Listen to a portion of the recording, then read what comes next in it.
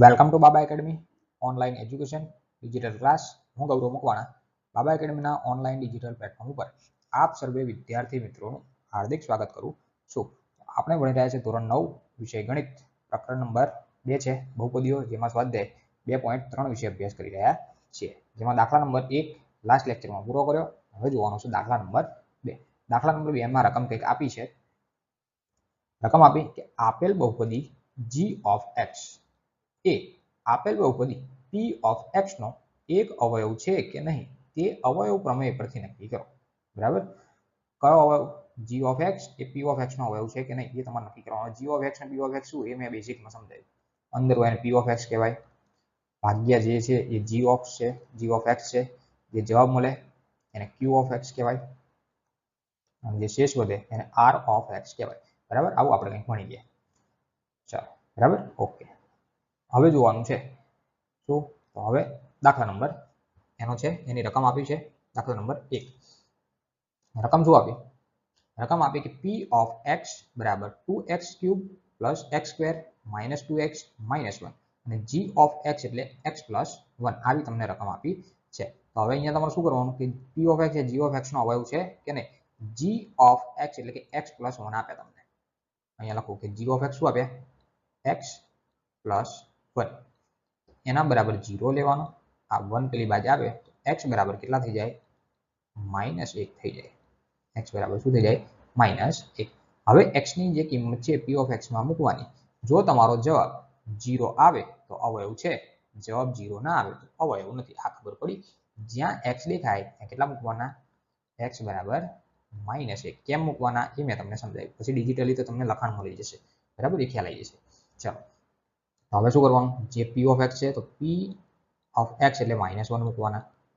બરાબર, આ 2 તો 2 એમને x એટલે -1 નો ઘન વત્તા x ની જગ્યાએ -1 એનો ઘન ઓછા 2 -1 અને -1. બરાબર, આ રકમ લખી. જ્યાં x છે ત્યાં -1 ને એવું મૂકજો. બરાબર ની નીચે. બરાબર, આ 2 m ના -1 નો ઘન. ઘન એટલે કે એકી ઘાત. એકી ઘાત હોય તો -1 પછી પ્લસ આ છે વર્ગ. ભૂલથી લખાઈ ગયો ઘન. ચલો, વર્ગ હોય તો પ્લસ ઘાત જે છે પ્લસ એટલે 1 ની વર્ગ કરો તો 1 થાય, -1 નો વર્ગ કરો તો 1 થાય. આ માઇનસ આ બધું એમનું રાખીએ, પછી આગળ ગણાકાર કરીએ. 2 -1 અને -1. ચલો, બરાબર ની નીચે. બરાબર, આ 2 × 2 પણ આ માઇનસ છે તો -2 કહેવાય. આ પ્લસ કૌંસ છૂટો પાડી દઈએ એટલે ખાલી 1. માઇનસ માઇનસ પ્લસ અને 2 × 2 અને છેલ્લે -1 છે તો માઇનસ. ચલો, આમાં ખબર પડી. પ્લસ -2 + 2 0 થઈ ગયા, +1 -1 0 થઈ ગયા. તો ટોટલ આન્સર તમને કેટલો મળ્યો? 0. તો p of -1 બરાબર તમને શું મળે છે? 0 મળે છે. બોલો, આટલી ખબર પડી કે ના પડી? p of -1 કેટલા મળ્યા? 0. બરાબર, તો હવે આ એનો અવયવ થાય કે ના થાય? મેં શું કીધું? આન્સરની અંદર તમને p of x જે છે એ 0 મળે તો એનો અવયવ છે, 0 ના મળે તો અવયવ નથી. ચાલો, તો ડિજિટલી જોઈ લે થોડું. આપેલ બહુપદી જે છે, બરાબર, જો તમારે આ રીતે લખવાનું. હું તમને ખાલી જે મારા હાથથી લખીને બતાવું છું ને એ તમને જે આખી થિયરી નહીં, મતલબ કે જે મેથેમેટિકલ સ્ટેપ છે એ લખીને સમજાવું છું. બરાબર, બાકી જે લખાણ જે છે એ હું તમને અહીંયા ડિજિટલી બતાવી દઉં છું. એટલે કંઈ સ્કીપ હું કરતો નથી. જે મારા હાથ વર્કનું છે એ તમને મેથેમેટિકલ સ્ટેપ જે છે એ હું તમને સમજાવું છું. બરાબર, બાકી લેખિત સ્વરૂપે બધું મૂકેલું છે, કંઈ સ્કીપ કરતો નથી. શું લખ્યું કે અહીં આપેલ બહુપદી માટે ભાજક એટલે કે g of x બરાબર x + 1 આપેલું છે, જે તમને રકમમાં આપેલું છે. બરાબર, તો x + 1 બરાબર શું કહેવાય? 0. x બરાબર 1 પેલી બાદ જાય તો x બરાબર -1. બરાબર, તો આ તમને x બરાબર કેટલા મળે છે? -1. હવે શું કરવાનું?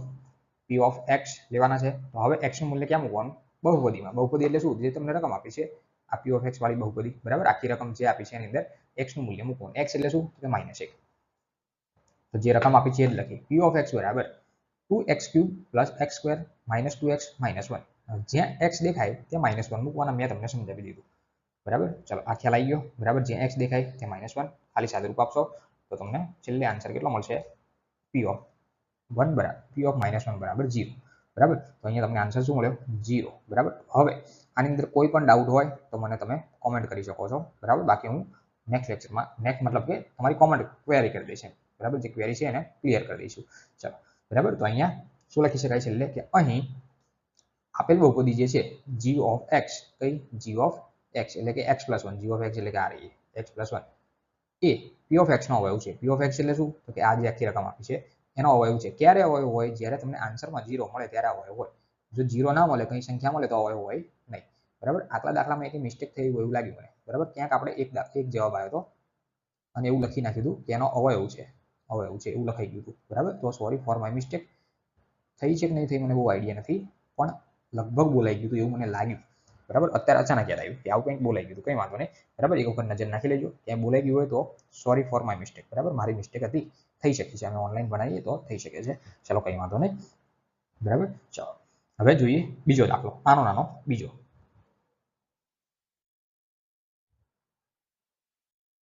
ચલો, બીજાની શું રકમ આપી કે p of x બરાબર x નો ઘન વત્તા 3x નો વર્ગ વત્તા 3x વત્તા 1. તો g of x કેટલા કીધા? x + 2. આ એનો અવયવ થાય કે ના થાય એ આપણે ચેક કરવાનું છે. પેનનો કલર બદલી નાખીએ.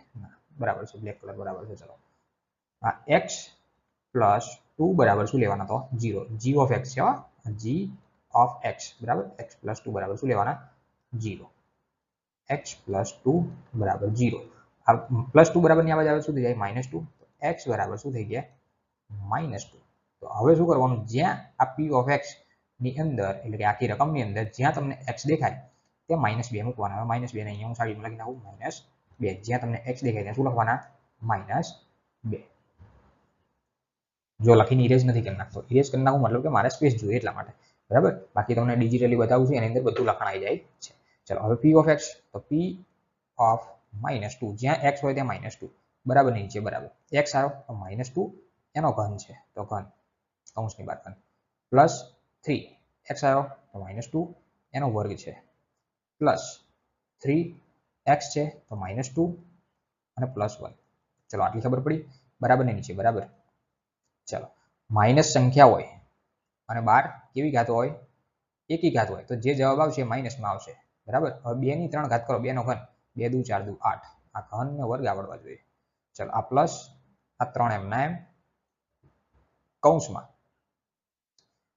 આ છે વર્ગ એટલે કે બેકી ઘાત. સંખ્યા માઇનસ છે તો માઇનસ હોય પ્લસ હોય, જે જવાબ પ્લસમાં જ આવે. 2 નો વર્ગ કેટલો થાય? 4. -4 થાય નહીં, કારણ કે મેં હવે સમજાવી દીધું. પ્લસ આ બધું એમનું એમ 3 -2 +1. જો ગુણાકાર કરી શકો તમે ડાયરેક્ટ, એક સ્ટેપ વધારે ના જાય તો બી વધારે થઈ જશે. ચલો, આ -8 આ 4 તરી કેટલા થાય? 12. આગળ પ્લસ છે તો પ્લસ, માઇનસ હોત તો માઇનસ. ચાલો, આ 3 દુ કેટલા થાય? 6. પણ આ પ્લસ અને આ માઇનસ તો માઇનસ પ્લસ માઇનસ અને છેલ્લે +1 છે એમના એમ. બોલો, આ ખબર પડી? સાદું રૂપ આપતા નહીં આવડે તો કશું નહીં આવડે. જે છે સાદું રૂપ છે, ભાગાકાર છે, ગુણાકાર છે. બરાબર. ભાગાકાર, ગુણાકાર, સરવાળો, બાદબાકી, સાદું રૂપ. બરાબર. ત્યાં પ્લસનું માઇનસ ને માઇનસનું પ્લસ. જો આમાં લોચા છે ને તો બધું લોચા જ છે.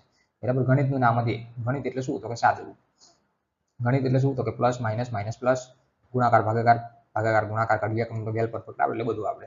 બરાબર. જો આ શું કરીએ આપણે? આ તમને દેખાય શું? આ ખાલી રકમ આમ નજર નાખીને જુઓ આ શું દેખાય તમને? સરવાળો બાદબાકી જ દેખાય. આમાં કઈ બીજું કઈ દેખાય? બરાબર. ખાલી મેથડ ક્રેક થવી જોઈએ. બરાબર. એટલે સરવાળો બાદબાકી નીચે કરવાના છે. ચાલો, હવે પ્લસ વાળા હોય ને એનો સરવાળો કરી નાખો, માઇનસ વાળા હોય એનો સરવાળો કરી નાખો એટલે વાત પતે. પ્લસ વાળું કયું? તો કે આ રહ્યું +12 અને +1. +12 +1 કેટલા થાય? +13 થાય. તો +13 પ્લસ બી લખી શકો, ના લખવા હોય તો ચાલે. આગળ લખવા હોય તો ના લખાય. -8 -6 બંનેનો સરવાળો કેટલા થાય? 6 દુ 12, 13 ને 14 તો -14 થાય. કેટલા થાય? -14. તો ટોટલ જવાબ તમને મળે -1 મળે. આ 13 - 14 એટલે -1. 14 માંથી 13 કાઢવાના અને મોટી સંખ્યાની નિશાની -1. હવે કદાચ આવું તમારે ના કરવું હોય, બરાબર, મતલબ સમજાઈ દો એ અહીંથી પેન બદલી નાખો, રેડી કરી લઈએ. અહીંથી આપણે ખાલી આ બંનેનો જ આ બંનેનું જે થતું એ કરો. બરાબર. જે તમને ઈઝી જે પડે એ કરવાનું. જો આ બાદ સાઈડમાં કરું એટલે તમને ખ્યાલ આવે. -8 + 12 કેટલા થાય? -8 + 12 એટલે કે 12 માંથી 8 કાઢો તો 4 જવાબ આવે. કેટલો જવાબ આવે? 4. અને આ બંનેનું કરો. આ બંનેનું 6 - 1 -6 + 1 -6 + 1 તો બંનેનો બાદબાકી થાય એટલે -1 5 થાય. શું થાય -5. તો આ બંનેનું શું થાય પાછું 4 - 5 એટલે -1. તો તમે ગમે તે રીતે સાદુરૂપ આપો જવાબ એક જ આવે. સાદુરૂપ તમે ગમે તે રીતે આપો જવાબ કયો આવે એક જ. જો અહીંયા -1 મળ્યો, અહીંયા -1 મળ્યો, બરાબર. હવે તમે ગમે તે રીતે સાદુરૂપ આપો તો જવાબ કયો આવે સેમ આવે. હવે -1 આવે છે તો આ અવયવ કહેવાય નહીં. તો લખાય કે આપેલ બહુપદીનો અવયવ થતો નથી, બરાબર. તો હવે જોઈ લે, તમને ડિજિટલી બધું બતાવી દઉં. ચાલો શું લખશો? અહીં આપેલ બહુપદી જે છે એનો ભાજક g of x x+1 આપેલો છે, રકમની અંદર આપેલો છે.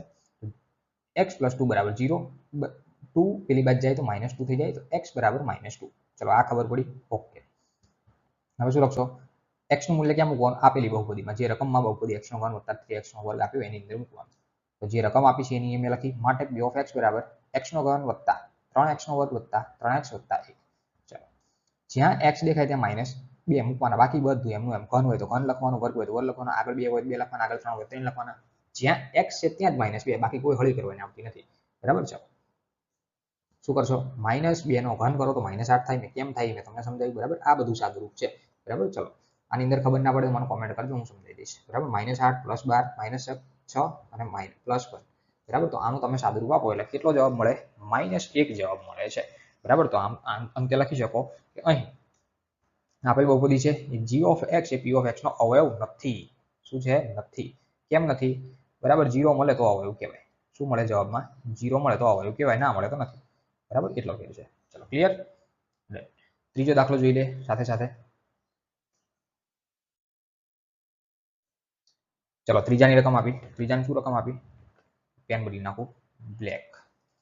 ચલો p of x x નો ઘન ઓછા 4x² ઓછા વત્તા x વત્તા 6. g of x શું આપે? x - 3. તો અહીંયા તમે g of x માટે શું લખી શકો? x - 3 = 0. -3 આ બાજુ આવે તો +3 થઈ જાય. x = 3. x = 3. જ્યાં x દેખાય ત્યાં 3 મૂકવાના. x દેખાય ત્યાં શું મૂકવાના? 3. અહીં લખી નાખો 3. x દેખાય ત્યાં મૂકવાના 3. ચલો ક્લિયર. હવે શું લખશો? g of x જે તમારી બહુપદી છે p of x. p of x ની જગ્યાએ 3 મૂકવાના, બરાબર ની નીચે બરાબર. x છે તો x ની જગ્યાએ મૂકવાના 3.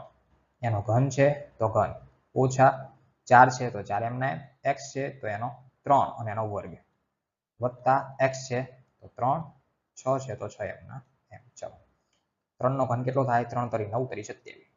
3 નો 3 વખત ગુણાકાર માઇનસ આ 4 એમના એમ. 3 નો વર્ગ કેટલો થાય? 3 × 9. આ બંનેનો સરવાળો ડાયરેક્ટ કરવો હોય તો કરી શકાય. 3 ને 6 9. આ 27 એમના એમ માઇનસ 9 અને 4 9 ચોક 36 તો આ થઈ ગયા 36 વત્તા 9. ચલો હવે અહીંયા આ 27 પ્લસ 9 તો બંનેનો સરવાળો થાય. બંને પ્લસ વાળી સંખ્યા છે તો 27 અને 9 કેટલા થશે? 27 ને 3 30 ને 6 36 એટલે થઈ જાય. બંનેનો સરવાળો 36 થાય અને -36 પાછા એમના એમ. આ પડી ખબર? અથવા તમે આ બંનેની બાદબાકી કરી શકો. આ બંને તમે બાદબાકી કરો તો શું જવાબ આવે? 9 આવે માઇનસ અને +9 પાછા એમના એમ રહે, બરાબર. તો આનો જવાબ થઈ જાય 0. આ 36 - 36 પણ થઈ જાય 0. તમે આમ ગણો કામ ગણો બધું એક જ થાય, બરાબર. તો આ થઈ ગયો તમારો આન્સર, બરાબર. તો અહીંયા શું થયું? p of 3 કેટલા મળ્યા? 0. 3 કિંમત મૂકી તો મને શું મળે છે? 0 મળે છે. તો આપણે શું કહી શકીએ કે આમ આપેલ બહુપદીનો અવયવ છે.